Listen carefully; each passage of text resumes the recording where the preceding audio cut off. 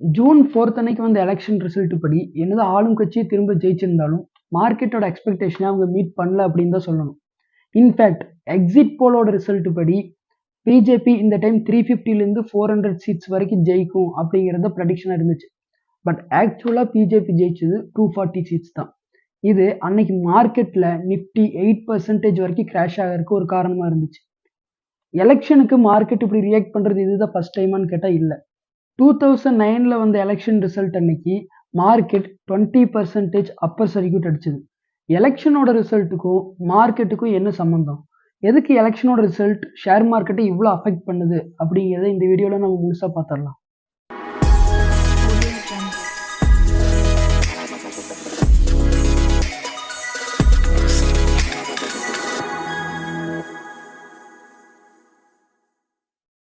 Election ரிசல்ட்டுக்கும் share மார்க்கெட்டில் நடக்கிற price மூவ்மெண்ட்டுக்கும் என்ன ரிலேஷன் அப்படிங்கிறத பார்க்குறதுக்கு முன்னால் ஃபஸ்ட்டு ஷேர் மார்க்கெட்டில் ப்ரைஸ் எப்படி மூவ் ஆகுது அப்படிங்கிறத பார்த்துடலாம். ஒரு ஷேருக்கு ஏற்ற டிமாண்ட் அண்ட் சப்ளை மூலியமாக தான் அதோட price up and down move ஆகும். இது ஒரு எக்ஸாம்பிளோட பார்க்கணும் அப்படின்னா, ஒரு 1 இயருக்கு முன்னால் நம்ம இந்தியாவில் வெங்காயத்தோட ப்ரைஸ் பார்த்தீங்கன்னா 100 ரூபா 120 ரூபாங்கிற ப்ரைஸை ரீச் பண்ணுச்சு. காரணம் வெங்காயத்தோட சப்ளை கம்மியானதும் வெங்காயத்துக்கான டிமாண்ட் அப்படியே இருந்ததும் தான்.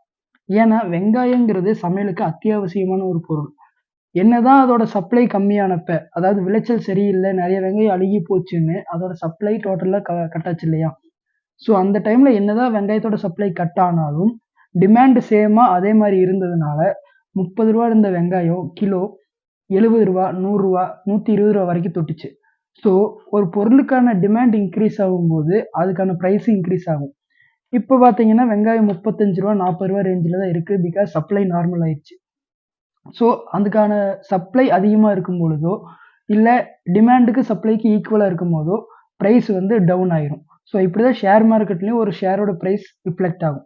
டிமாண்ட் அதிகமாக இருந்துச்சுன்னா ப்ரைஸ் இன்க்ரீஸ் ஆகும், சப்ளை அதிகமாக இருந்துச்சுன்னா ப்ரைஸ் டவுன் ஆகும். ஸோ இப்படி தான் ஷேர் மார்க்கெட்டில் ப்ரைஸ் வந்து ஏறுறதும் இறங்குறதும் நடந்துட்டு இருக்கு. ஷேர் மார்க்கெட்டில் இப்படி ப்ரைஸை ஏற்றி இறக்கிட்டு இருக்கிறது யாருன்னு பார்த்தீங்கன்னா 3 பேர்: FII, DII, retail investors.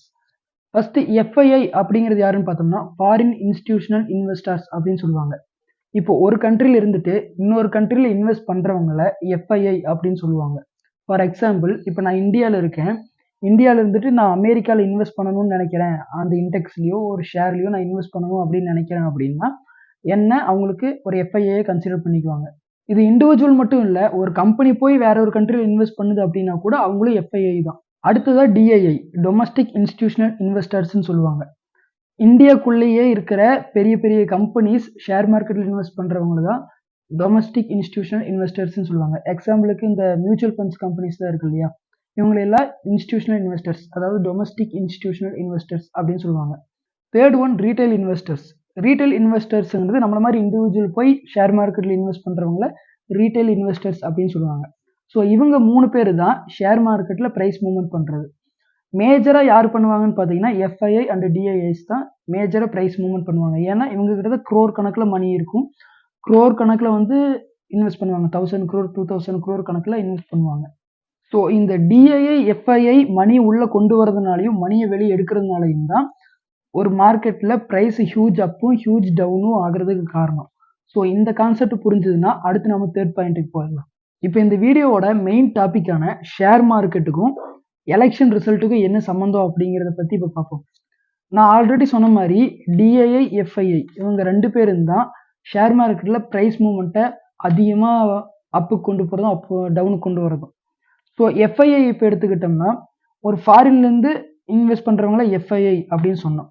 So அவங்களுக்கு இந்தியாக்குள்ளே என்ன நடக்குது அப்படிங்கிறத ஒரு நியூஸ் மூலிமா மட்டும்தான் தெரிஞ்சுக்க முடியுமே தவிர, ஸோ அவங்களுக்கு டைரெக்டாக உள்ளே வந்து பார்க்க மாட்டாங்க. இந்தியாக்குள்ளே என்ன நடந்துட்டு இருக்கு, கரண்ட் சுச்சுவேஷன் என்ன அப்படிங்கிறது ரியாலிட்டியாக என்னன்னு தெரியாது. நியூஸில் என்ன காட்டுறாங்களோ அதுதான் அவங்களுக்கு போகும். இதுக்கு ஒரு எக்ஸாம்பிளோட பார்க்கணும் அப்படின்னா, இப்போ இந்தியாவில் இருக்கிறன்னா அமெரிக்காவில் இன்வெஸ்ட் பண்ணணும் அப்படின்னு விரும்புகிறேன் அப்படின்னா அமெரிக்க நியூஸ் பேப்பர்ஸில் என்னென்ன நியூஸ் வருதோ அதை பேஸ் பண்ணி தான் நான் இன்வெஸ்ட் பண்ணுவேன். அவங்க ஆளுங்கட்சி ஜெயிக்கும் அப்படின்னு சொல்லி நியூஸ் ஸ்ப்ரெட் பண்ணலாம், இல்லை தோக்குன்னு சொல்லி நியூஸ் ஸ்ப்ரெட் பண்ணலாம். இப்போ அங்கே இருக்கிற நியூஸை பார்த்து தான் நான் இன்வெஸ்ட் பண்ணுறேன் அப்படிங்கிறதுனால உள்ள ஆக்சுவலாக என்ன நடக்குது அப்படிங்கிறது எனக்கு தெரியாது. ஸோ ஒன்று ரிசல்ட் வரைக்கும் நான் நின்று வேடிக்கை பார்க்கணும், இல்ல அந்த நியூஸ நம்பி நான் இன்வெஸ்ட் பண்ணணும். இந்த 2 தான் என்னால பண்ண முடியும். ஆனா டொமஸ்டிக் இன்ஸ்டிடியூஷனல் இன்வெஸ்டர்ஸ்க்கு அப்படி கிடையாது. அவங்க அந்த கண்ட்ரிக்குள்ளேயே இருக்கிறதுனால, ஸோ நியூஸ் பேஸ் பண்ணி மட்டும் இல்லாம, ஆக்சுவலா அந்த கண்ட்ரில என்ன நிலவரம் போயிட்டு இருக்கு அப்படிங்கிறத அந்த டொமஸ்டிக் இன்ஸ்டிடியூஷனலுக்கும் தெரியும். ரீட்டெய்லர் இன்வெஸ்டருக்கும் தெரியும். என்ன நடக்க போகுது அப்படிங்கிறது. இப்ப எலக்ஷன் ரிசல்ட்டுக்கு முந்தின நாள், அதாவது ஜூன் 3 அன்னைக்கு பார்த்தீங்கன்னா, நிஃப்டி 3% அப் ஆயிருந்தது. அதுக்கான ரீசன் எக்ஸிட் போலோட ரிசல்ட். எக்ஸிட் போலோட ரிசல்ட் படி பிஜேபி 350லேருந்து 400 சீட் வரைக்கும் ஜெயிக்கும் அப்படிங்கிறது ப்ரெடிக்ஷன் இருந்துச்சு. ஸோ அதனால மார்க்கெட் ஒரு ரேலி கொடுத்தது. தட் மீன்ஸ் எஃப்ஐயையும் டிஐயையும் ரூலிங் பார்ட்டி தான் ஜெயிக்க போகுது அப்படிங்கிறதுனால அமௌண்ட்டை உள்ள கொண்டு வந்திருக்காங்க. பட் ஜூன் 4 எலெக்ஷன் ரிசல்ட் அது நினைச்ச மாதிரி வரல அப்படிங்கிறதுனால திரும்ப எல்லா அமௌண்ட்டும் வெளியே எடுத்துட்டாங்க. ஸோ அதனால மார்க்கெட் 8% டவுன் ஆச்சு. எந்த கட்சி ஜெயிச்சா என்ன? அதுக்கு ஏன் இவங்க இவ்வளோ ரியாக்ட் பண்ணணும் அப்படின்னு யோசிச்சிங்கன்னா, அதுக்கு 2 ரீசன் இருக்கு. ஒன்று பொலிட்டிக்கல் ஸ்டெபிலிட்டி. என்னதான் ரூலிங் பார்ட்டியே திரும்ப ஜெயிச்சிருந்தாலும், அந்த ரூலிங் பார்ட்டி கிட்ட மெஜாரிட்டியான சீட்ஸ் இல்ல. அந்த சீட்ஸ் வந்து கூட்டணி கட்சிகிட்ட ஸ்ப்ரெட் ஆயிருக்கு. இப்ப அந்த கூட்டணி கட்சி என்ன முடிவு பண்ணுதோ, அத பொறுத்து தான் ஆளும் கட்சி ஆட்சிக்கு வருமா இல்லையாங்கிறது இருக்கு. இப்ப அந்த கூட்டணி கட்சி வந்து எங்களுக்கு பிஜேபி வேண்டாம், நாங்க காங்கிரஸ் பக்கம் போறோம்ன்னு சொல்லிட்டாங்கன்னா, காங்கிரஸ் பக்கம் ஆட்சி போயிரும்.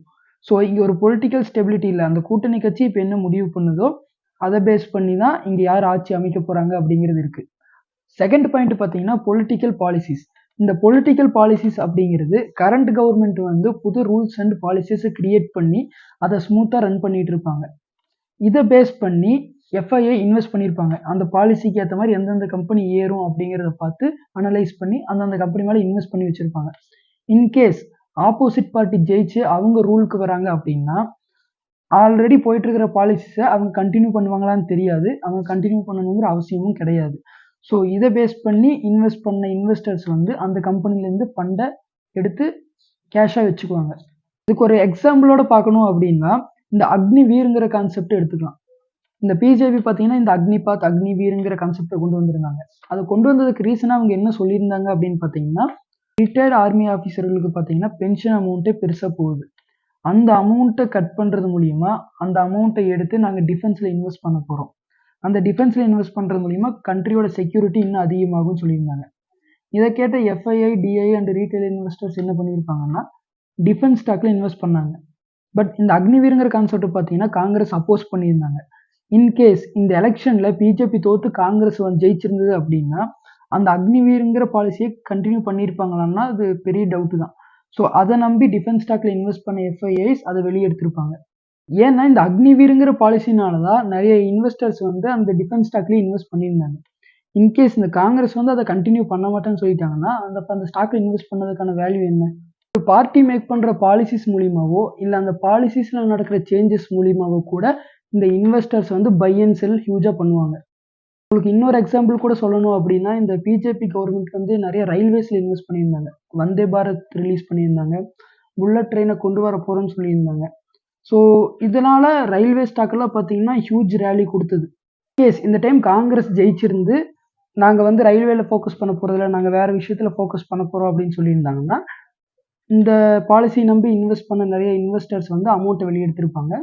இது மூலியமா ஹியூஜ் ராலி மார்க்கெட்ல நடந்திருக்கும். ஸோ இந்தந்த காரணங்கள் தான் ஷேர் மார்க்கெட்ல எலக்ஷன் டைம்ல ஹியூஜ் ராலி வர்றதுக்கு காரணம். ஸோ இந்த வீடியோ உங்களுக்கு புரிஞ்சிருக்கும்னு நெனைக்கிறேன். இன்கேஸ் புரியலன்னா கமெண்ட்ல சொல்லுங்க. இன்னும் என்னால எவ்வளோ ஈஸியா புரிய வச்சு எக்ஸ்பிளைன் பண்ண முடியுமோ, நான் எக்ஸ்பிளைன் பண்ண ட்ரை பண்றேன். ஸோ இன்னொரு வீடியோல பார்க்கலாம். Thank you.